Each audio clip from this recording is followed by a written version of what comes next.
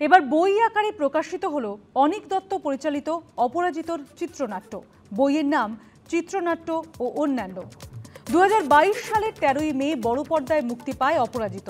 সত্যজিৎ রায়ের জীবন ও তার কর্মক্ষেত্রে ওঠাপড়ার নানা অধ্যায়কে পর্দায় ফুটিয়ে তোলেন পরিচালক। মুখ্য ভূমিকায় অভিনয় করেছেন জিতু কমল।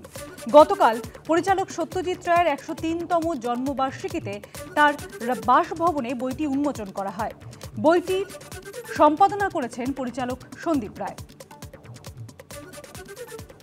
অনেক বাবার অন্ধভক্ত, ফ্যানাটিক ফ্যান যেটাকে বলে, তো ও মানে ওর আগের প্রচুর ছবিতে বাবার নানা রকমের রেফারেন্স আছে, বিভিন্নভাবে ঘুরে ফিরে এসছে, খুব সাকসেসফুল হলো, খুব ভালো ছবি হলো। আর আজকে তার চিত্রনাট্যর বইটা বেরোচ্ছে এবং এই দিনে বেরোচ্ছে অপরাজিত চিত্রনাট্য এবং এই বাড়িতে বেরোচ্ছে, সেটা একটা ইন্টারেস্টিং ঘটনা নিশ্চয়ই।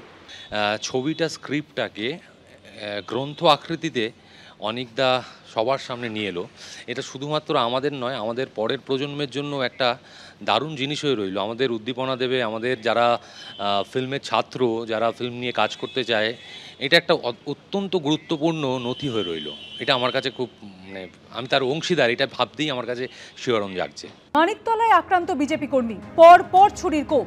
গভীর রাতে বাড়ির বাইরে বেরোতেই হামলার অভিযোগ। ওই বিজেপি কর্মীর শরীরের বিভিন্ন জায়গায় ছুরির কোপ মারা হয়েছে। গুরুতর জখম বিজেপি কর্মীর পা ভেঙে গিয়েছে। আহত অবস্থায় তাকে এনআরএস হাসপাতালে ভর্তি করা হয়েছে। এ বিষয়ে বিস্তারিত জানবো, কথা বলে নেব আমাদের প্রতিনিধি সত্যজিৎ বৈদ্যর সঙ্গে। সত্যজিৎ, কি জানতে পারছো এবং যিনি আক্রান্ত হয়েছেন যে বিজেপি কর্মী, তিনি কেমন রয়েছেন এখন? দেখো সুচিস্মিতা, তোমাকে বলে রাখি প্রথমে যে রাত্রি 12:30 নাগাদ এই ঘটনা ঘটে, যখন বাড়ি থেকে এই বিজেপি কর্মী এন্দল যাদব নাম, তিনি যখন বেরোন তখন আচমকা তার উপরে বেশ কয়েকজন দুষ্কৃতী চড়াও হয়, এমনটাই অভিযোগ। এবং শরীরের বিভিন্ন জায়গায় একের পর এক ছুরির আঘাত এবং পা ভেঙে দেওয়া হয়েছে, এমনটাই অভিযোগ। এবং যেমনটা অভিযোগ, স্পষ্টভাবে তৃণমূল আশ্রিত দুষ্কৃতীদের বিরুদ্ধে অভিযোগ করা হয়েছে বিজেপির পক্ষ থেকে। গভীর রাতে তাকে এনআরএস হাসপাতালে আনা হয় এবং তাকে ভর্তি করা হয়। তুমি যেমনটা বলছিলে, তার শারীরিক অবস্থা এখনো স্থিতিশীল বলা যেতে পারে। প্রাথমিকভাবে যেমনটা মনে করা হচ্ছে, চিকিৎসকরা বলছেন যে পায়ের আঘাত গুরুতর এবং শরীরের অন্যান্য জায়গাতেও আঘাত রয়েছে।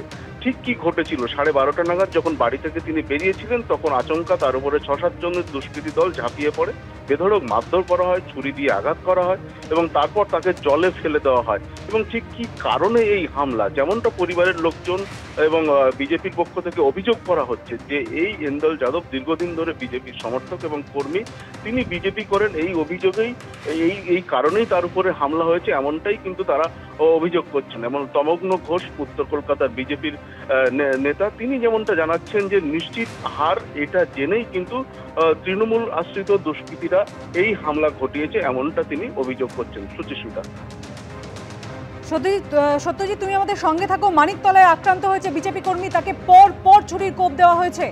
গভীর রাতে বাড়ির বাইরে বেরোতেই হামলার অভিযোগ এবং ওই বিজেপি কর্মীর শরীরে বিভিন্ন জায়গায় ছুরির কোপ মারা হয়েছে। গুরুতর জখম বিজেপি কর্মীর পা ভেঙে গিয়েছে। আহত অবস্থায় তাকে এনআরএস হাসপাতালে ভর্তি করা হয়েছে। আমি আবারও আমাদের প্রতিনিধির কাছে চলে যাব। সত্যজিৎ, পুলিশি নিষ্ক্রিয়তার অভিযোগ করেছে বিজেপি। দেখো, একের পর এক অভিযোগ বিজেপির পক্ষ থেকে।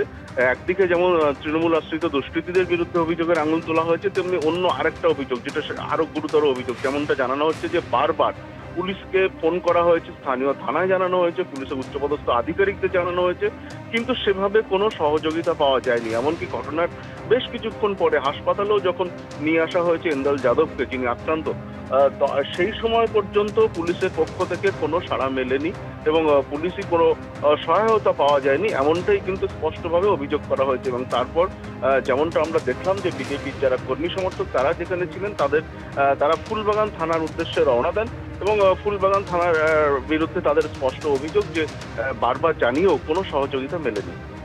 একেবারে ধন্যবাদ তোমাকে সত্যজিৎ।